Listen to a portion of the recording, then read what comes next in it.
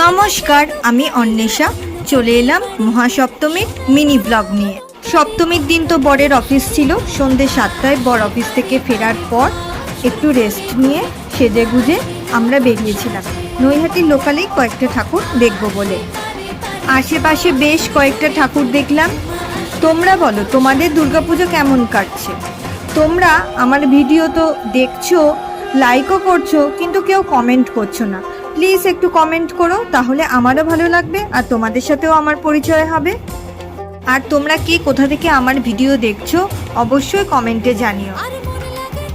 ঠাকুর দেখা শেষ করে আমরা তন্দুরি চিকেন আর চিকেন মোমো কিনে বাড়ি ফিরলাম।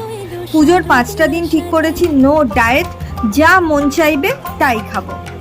চলো তাহলে আবার দেখা হচ্ছে তোমাদের সাথে মহাষ্টমীর ব্লগে।